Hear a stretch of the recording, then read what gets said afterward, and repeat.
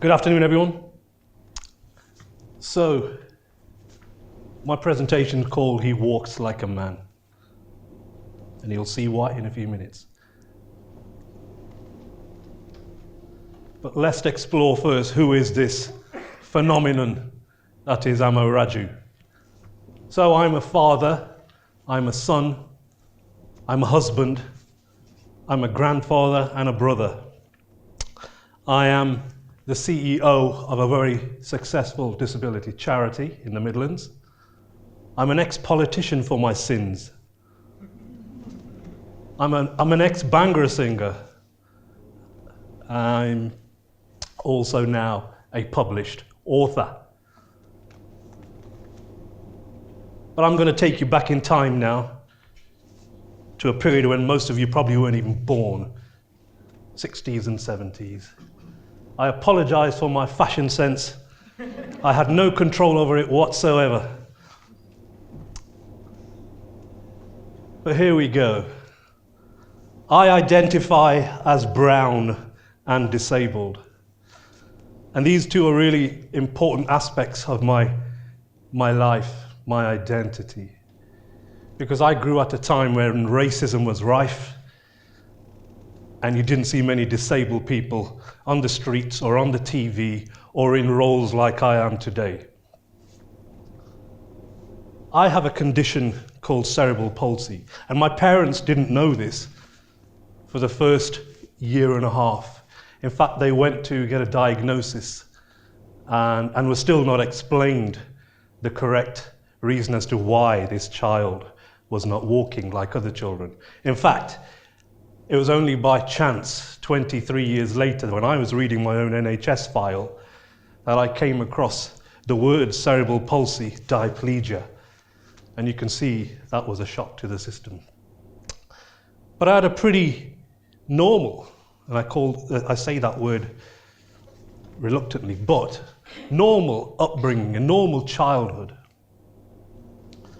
until I witnessed a conversation held in my own living room when I was roughly this age. My mum had some friends around, and my mum went into the kitchen to make some tea. And I was just watching TV, some children's program called Rainbow Again, something most of you probably wouldn't have heard of.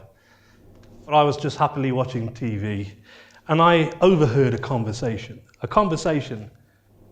along the lines of, "Isn't it a shame?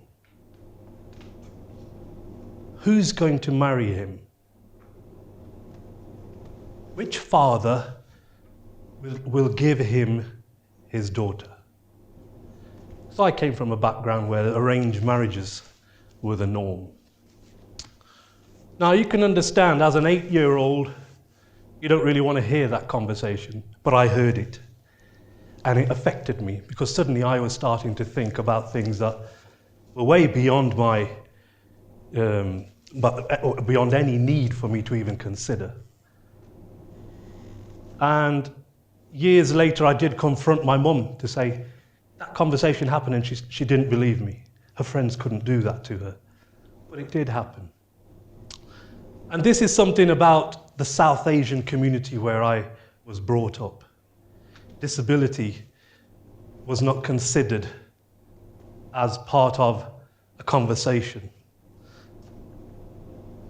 Let me roll forward the clock.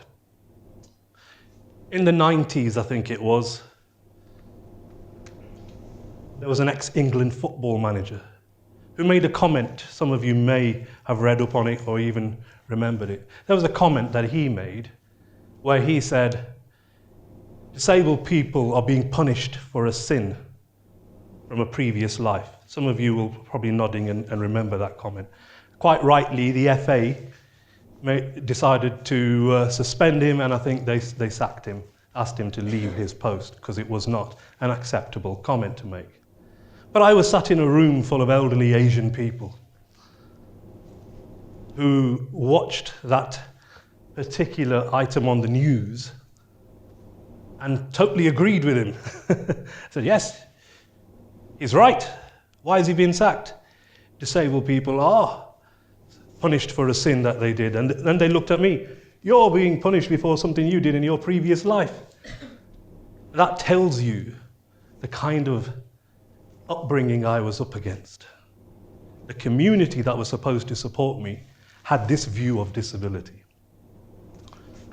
So I did what many teenagers did as I grew up. I rebelled. And as you heard, I became a singer, a Bhangra singer. This is the bit where you get your phones out and start Googling me. I joined a band. That's what rebellious teenagers do. I joined a band, and to cut a long story short, I had a couple of record deals. And for a good few years, I enjoyed myself on stage, singing my pants off, enjoying every single minute of it. And in fact, one of my tracks became a super hit and is still played on Bhangra dance floors at weddings and parties. I won't say which one. You can Google me and find out which one that is. But even there, I faced a stereotypical negative view of what I should be doing as a disabled person. So many people from my own community said, you shouldn't sing. Think about your health. That's more important. Okay, if you really insist on singing, just stand in one place. So when you walk, people aren't looking at you walk instead. Now you can imagine, I think in this few minutes you've already sussed out of what I did. I did the opposite. I started dancing on stage. Don't ask me now because I can't do it anymore, I'm too old. But in those days I would dance around on stage and it didn't bother me one bit. But then something happened which happened to many musicians. I ran out of my sell-by date. Along came the DJ, and my granddad said, time to get a job, a real job. Go on, get a job, get in an office or a factory or whatever, singing, your singing days are done. But I couldn't get a job. After a few years, nobody would want to employ me. I left school without any qualifications. And so I fell into depression. And I went along to the GP. And I said, give me some antidepressants. And the GP did something really strange, which even GPs today probably wouldn't do. The GP said, no, I'm not going to give you any antidepressants. In fact, I'm going to prescribe you 6 sessions of therapy. Therapy. Now you can imagine as a man, I thought, I ain't having therapy. All my testosterone went out the window. But I thought, okay, why not? I'll do it. 6 sessions and I'll get me antidepressants. Those 6 sessions lasted 30 years. I went through 3 decades of therapy, counseling, and it was the best thing that I ever did. It helped my sanity and probably saved my life. It was so secret that I never told my family, my children, my wife, my parents. Nobody knew that I was going through this. But the only reason I did it was because I was about to write a book. The only reason I told my parents and my wife was because I was going to write a book and I thought, someone's going to find out. But then before I got a job, I was assessed, shall we say. I was assessed to be placed in a day service. These professionals decided that Raju needs to be pigeonholed where disabled people are pigeonholed normally and put in a day centre. And I reluctantly went along. And I lasted about 45 minutes, an hour. I walked in and I saw disabled people basket weaving and making wooden bird tables. I thought, this isn't for me. And I looked around at the manager and I said something. To this day, I can't understand why I said it. I said something to him. I said, in my Arnold Schwarzenegger voice, I'll be back. And I walked out the building. There's a reason to this, you'll find out. I started as a volunteer at a brand new charity called Disability Direct in Derby in the Midlands. And again, to cut a long story short, within 4 years I ended up becoming the CEO. I ended up running the place. Today there's 4 companies under the umbrella of the charity, and amazing projects and staff in their dozens now. And 15 years into the job, I get a phone call from the local authority. And they asked me, Amo, would you like to take over a day service? I said, nah. Then they gave me the name of the day service. I went, yes. I would love to take over that day service. And I walked into the building and the same manager was there. The very same manager. He didn't recognize me. I was just another disabled person to him. Strangely enough, he didn't last that long. I didn't fire him. He just decided to leave after 3 months. I've got loads of examples of karma like that. One example, when I was at school, 3 little girls decided to bully me, decided to imitate my walk. They thought it was funny. And they made my life hell. I went from being a grade A student to being below average. This is one of the reasons I left school without any qualifications. Roll the clock forward. Years later, the ringleader of those students ends up sitting in a desk in my office, working for me. She didn't last long. Again, I didn't fire her. I've got countless examples of that, but you can see by the expression on my face, I take no pleasure in recounting that story. I've got other examples. I tried to walk into a nightclub bar one night with my friends, and the bouncer, as they were called, or security guard, decided I wasn't coming in because I was too drunk. He looked at my walk and said, "You're too drunk, you can't even walk straight." And I wasn't in the mood. He was a big lad as well. I wasn't going to argue with him. I wasn't in the mood to argue, so I just walked on. Rolled the clock forward. 20 years later, this very same bouncer sitting opposite me, asking me to help him. He had 2 smashed legs, asking me to help him fill a disability benefits form out. Again, he didn't recognize me. But here's the thing. Disability is one of those things, just like that bouncer, that you only really understand it until it personally affects you. We can all have theory on it, we can all write papers on it, but until it affects you, it's not going to be on your mind. And I want to set a scenario for you. Just imagine, let's go into a time machine. Just imagine we go back to that point in time, and let's assume that you believe in God, that there is a God. Let's just assume that God decided in his infinite wisdom to create a human being, but he didn't say, "I want the perfect human specimen."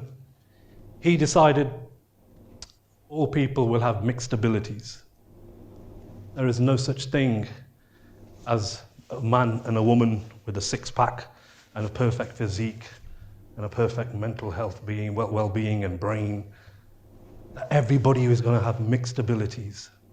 And that's what makes us a truly diverse society.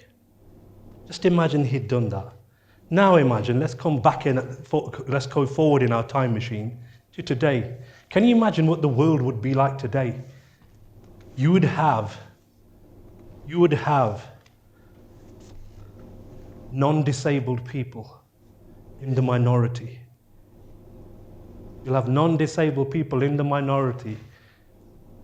Parents of non-disabled children will be sat down by their hospital consultant saying, "I'm really sorry to tell you this, but your child isn't disabled. Really sorry to inform that to you." Can you imagine on hospital beds Above them, there will be signs for non-disabled people which say, definitely do not resuscitate. Can you imagine benefits assessors will be saying to non-disabled people, sorry, you don't get this benefit because you're too non-disabled. There'll be placards outside 10 Downing Street of non-disabled people saying, we want more steps into the building. Why is everything level access? That gives you an insight into what the world could be if that all-important moment when the Almighty decided, for some unexplainable reason, that everybody had to be the perfect specimen. Now today, I've achieved a lot, they say. I still keep winning some awards on a regular basis, which is very nice and humbling. But the scary thing is, I still get this. Isn't he brave? Hasn't he done well? Considering.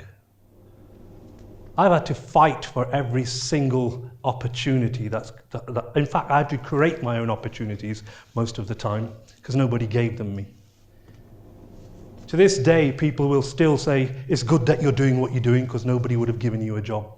That's probably true in some aspects, but it's a shame, isn't it, that we live in that society? But this is an important thing,